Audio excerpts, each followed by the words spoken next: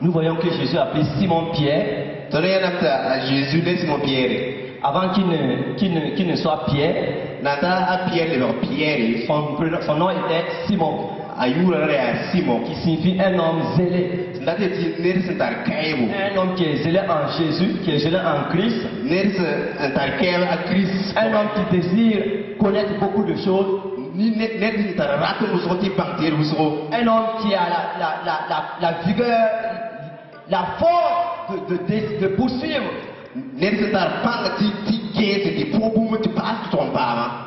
Donc, quand Jésus a vu cela en Pierre, et dit Pierre, c'est formé, quand il a vu cela en Simon du moins, il a dit Simon, mais c'est extraordinaire. Tu désires tellement me connaître, et je vais me révéler en toi. Et quand il a vu ce zèle en Simon, Jésus a dit Pierre, Simon, je te donne je t'ajouterai un autre nom. Ce nom maintenant, tu veux dire Pierre. Donc Jésus n'a pas changé le nom de Simon. Il a ajouté un autre nom. Il a dit, il faut que je t'ajoute maintenant le nom qui signifie Pierre, c'est-à-dire roc.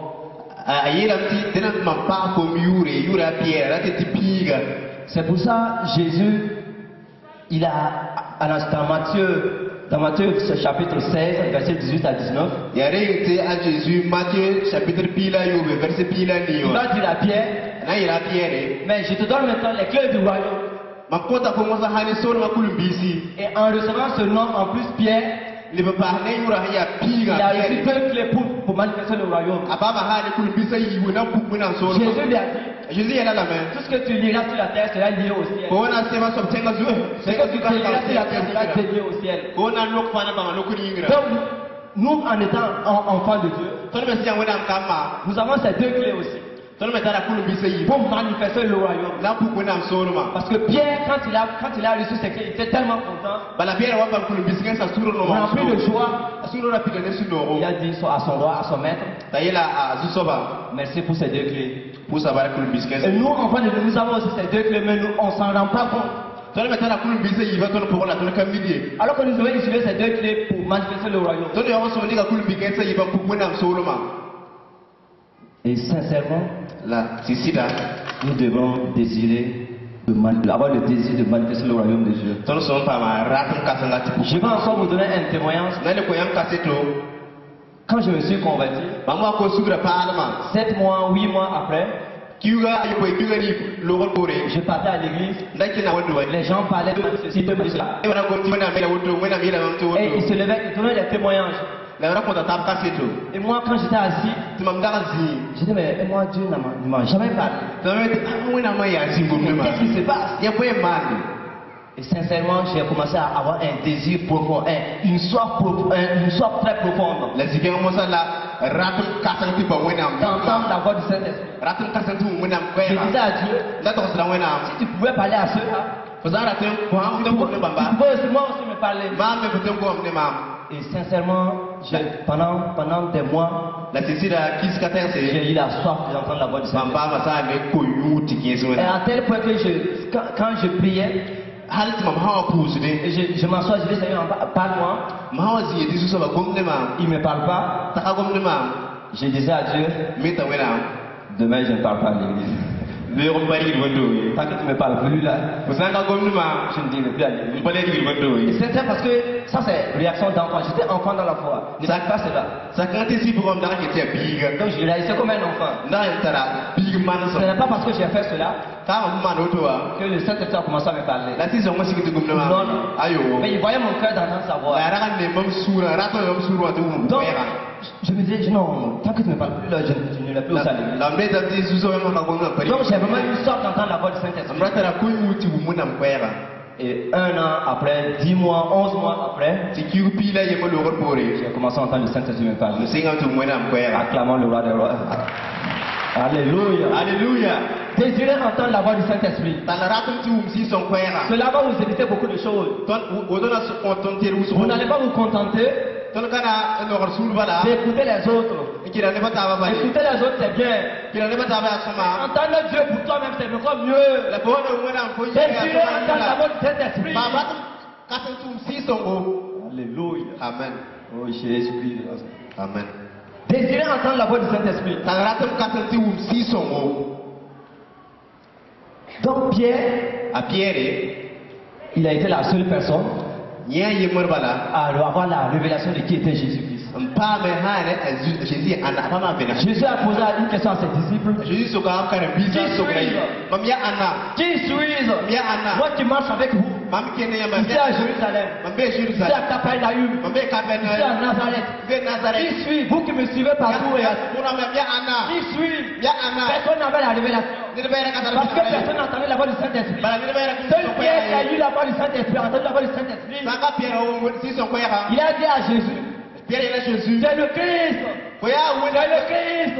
Qui a la créé, c'est le Christ. Qui veut dire celui qui est ouin. Celui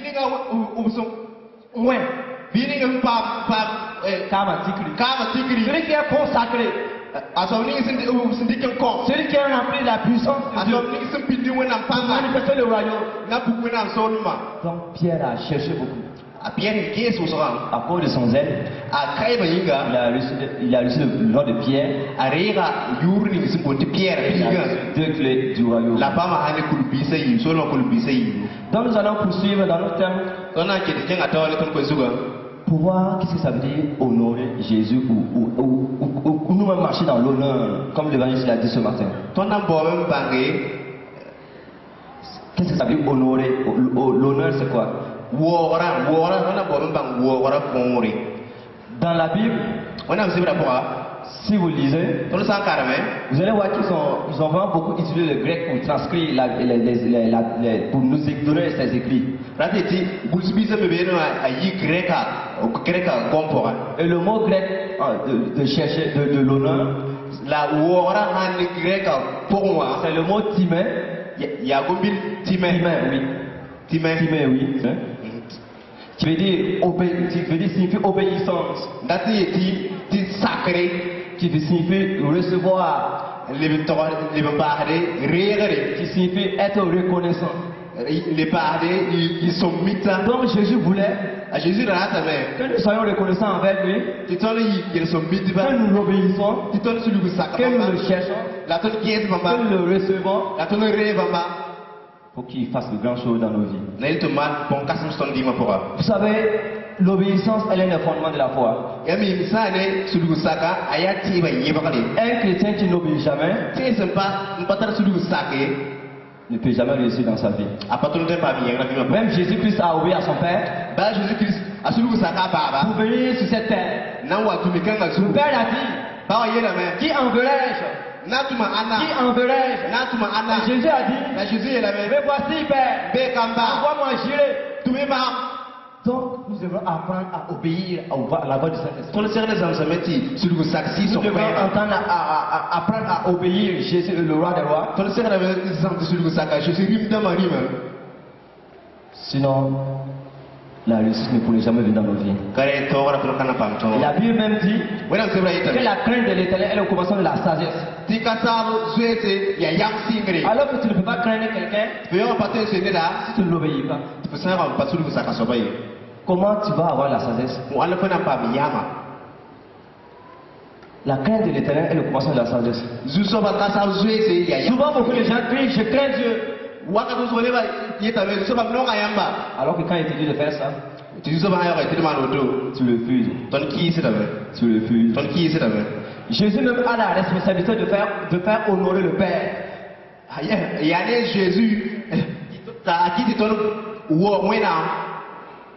Jésus a la responsabilité de faire honorer le Père. Voilà. Le Père même a vu ça entre les mains de Jésus-Christ de Nazareth. Donc Jésus aussi doit veiller à ce que nous honorons son Père. Donc l'honneur c'est obéir. C'est recevoir. C'est être reconnaissant. Quand vous lisez dans la Bible encore,